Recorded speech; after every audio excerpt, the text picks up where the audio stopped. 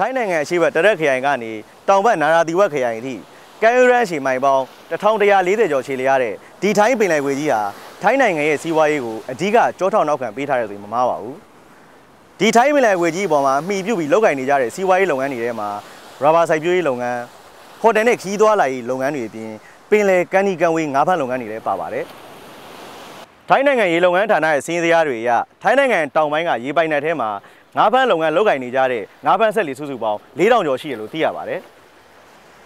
ဒီငါးဖမ်းဆက်လီတွေမှာအလုပ်လုပ်ကိုင်နေကြတဲ့ရေလုပ်သားတွေထဲမှာထိုင်းလူမျိုးတွေမကပါဘူးမြန်မာနိုင်ငံကနေလာရောက်အလုပ်လုပ်ကိုင်ကြတဲ့မြန်မာရွှေပြောင်းလုပ်သမားရေလုပ်သားတွေကအများစုဖြစ်ပါတယ်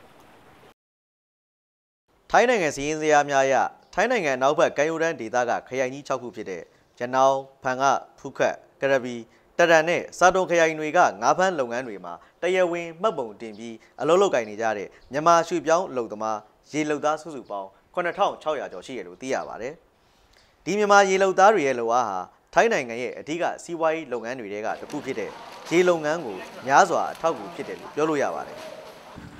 ထိုင်းနိုင်ငံတောင်ပိုင်းကမြန်မာရေလုပ်သားတွေရဲ့ဘဝတစိမ့်ဒေသကိုတင်ပြနိုင်မှုအတွက်ကျွန်တော်တို့ ARD ဝိုင်းတော်သားတွေအနေနဲ့ထိုင်းနိုင်ငံတောင်ပိုင်းဖန်ငခရိုင်ခူရဝတီမြို့နယ်ကနိုင်ယုံကျေးရွာလေးကိုအခုလိုလာရောက်မှတ်တမ်းတင်ရိုက်ကူးခဲ့ပါတယ်ခင်ဗျာခူရဝတီမြို့စုံမှာရှိတဲ့ဒီနိုင်ယုံကျေးရွာလေးဟာထိုင်းနိုင်ငံတောင်ပိုင်းကမြန်မာရေလုပ်သားတွေအများဆုံးအခြေချနေထိုင်တဲ့ကျေးရွာတွေကတစ်ခုပါဝင်ဖြစ်ပါတယ်ဒီကျေးရွာမှာနေထိုင်ကြတဲ့မြန်မာရွှေပြောင်းလုပ်သမားဦးရေဟာ9000ခန့်ရှိပြီးတော့အများစုဟာဒဝယ်နဲ့မွန်လူမျိုးတွေဖြစ်တယ်လို့သိရပါတယ်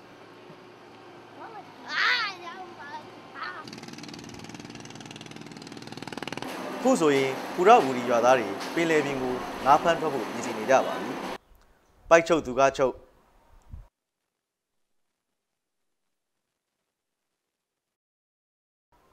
တညတာဖမ်းပြီးတဲ့ငါးတွေကိုတေဝမ်းထဲမှာရေခဲရိုက်ထားဖို့ရေခဲခွဲတဲ့သူကခွဲရေခဲဖြည့်သူကဖြည့်နဲ့ငါးဖမ်းထွက်ချိန်ပြီးအစင်သေးဖြစ်အောင်ပြင်ဆင်ထားကြရပါတယ်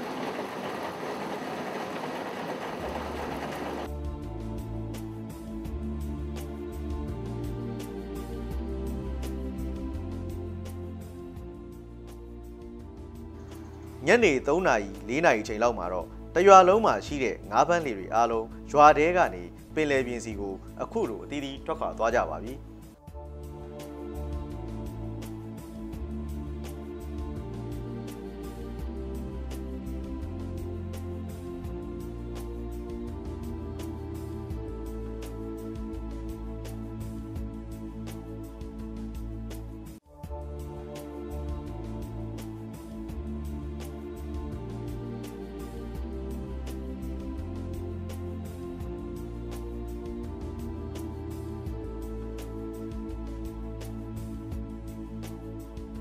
ငါးဖမ်းဆက်လီတွေကိုအကြမ်းဖျင်းအားဖြင့်ထိုင်းငါးဖမ်းလုပ်ငန်းတွေမှာဝလနဲ့ဝဒန်းဆိုပြီးတော့ငါးဖမ်းတဲ့ပုံစံအပေါ်မူတည်ပြီးလှေ2မျိုး2စားခွဲထားပါတယ်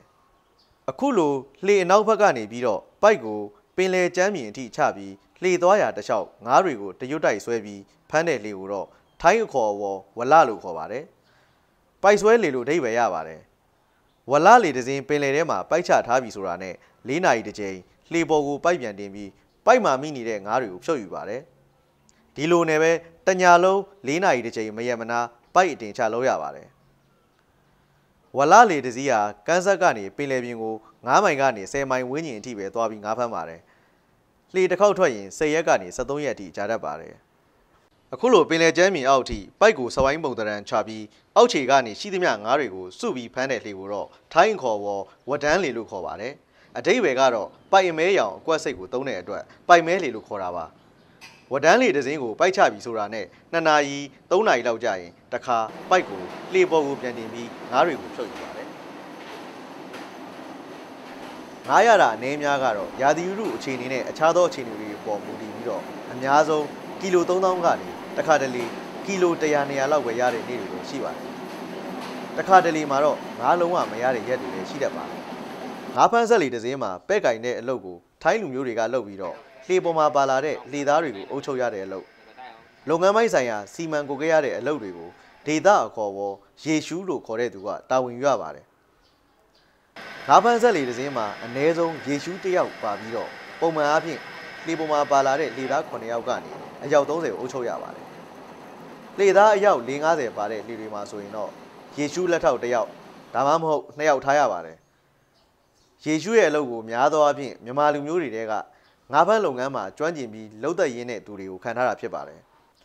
ငါးဖမ်းဆက်လီတစ်စင်းပေါ်မှာပဲ့ကင်တဲ့သူပြီးရင်ရေရှုကဒုတိယဩဇာအရှိဆုံးဖြစ်ပါတယ်ငါးဖမ်းဆက်လီမှာရေရှုဖြစ်လာဖို့ဘလို့စူးစမ်းရတယ်ဆိုတဲ့အကြောင်းကိုရေရှုဖြစ်သူကိုအောင်တန်းကအခုလိုပြောပြပါတယ်ကိုလုံးပဒါမနဲ့ကျိုးစားတော့ရေရှုဖြစ်လာတော့ကျိုးစားပဲနဲ့ဆိုရေရှုမဖြစ်ဘူးကိုရဲ့အောက်အိမ်နဲ့ကျိုးစားတော့လိုလဲရတယ်လိုချစ်ခတ်ချက်ပဲပေါ့အဲ့ဒါတော့ထေးလေးလည်းကိုယူကြည်လာတယ်ထေးလေးလည်းကို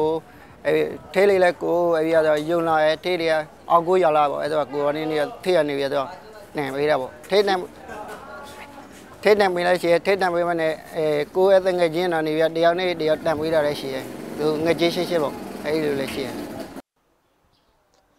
မနက်ခင်းတွေမှာဆိုရင်တော့ပြီးခဲ့တဲ့ရက်ကပင်လယ်ပြင်ကိုငါးဖမ်းထွက်သွားကြတဲ့လှေတွေဖဲ့ကိုပြန်ကတ်ကြပါပြီ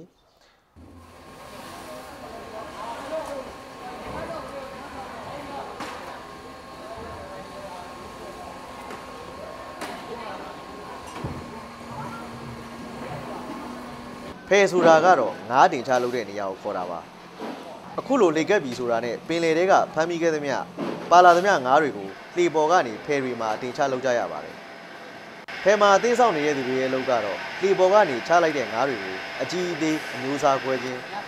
လက်တဲ့ငါးနဲ့မလက်တဲ့ငါးတွေကိုခွဲခြင်းချိန်ရွယ်ခြင်းစတာတွေကိုလုပ်ကြရပါတယ်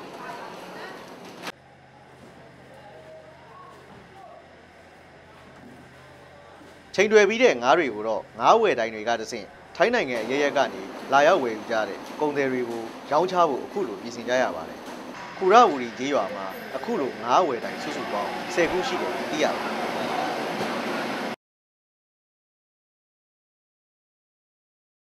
။ငါးတွေကိုအမျိုးအစားခွဲပါကင်ပိတ်ပြီးတဲ့အခါမှာတော့ထိုင်းနိုင်ငံနေရာနှံပြားကနေလာရောက်ဝယ်ယူကြတဲ့ကုန်သည်ပွဲစားတွေကကားတွေနဲ့တည်ယူကြပါတယ်။ခူရဝူရီကျေးရွာကထွက်တဲ့ငါးတွေကိုထိုင်းနိုင်ငံနေရာအနှံ့အပြားကိုကပါဘူးမလေးရှားနဲ့စင်ကာပူနိုင်ငံတွေကိုလည်းပို့ဆောင်ပါတယ်ထိုင်းနိုင်ငံဟာပြည်ပကိုငါးတင်ပို့တဲ့ကမ္ဘာထိပ်ဆုံး10နိုင်ငံတွေကတနိုင်ငံဖြစ်ပါတယ်ထိုင်းနိုင်ငံရဲ့နှစ်စဉ်ငါးထုတ်လုပ်တဲ့ပမာဏဟာအနည်းဆုံးတန်ချိန်2.8 သန်းရှိပါတယ်အခုလိုထုတ်လုပ်နိုင်မှုအတွက်မြန်မာရေလုပ်သားတွေအနေနဲ့ပင်လယ်ထဲမှာသက်စွန်ဆန်ပြားငါးဖမ်းထွက်ရတဲ့အလုပ်ကလွယ်ကူလာတဲ့အလုပ်မဟုတ်ပါဘူး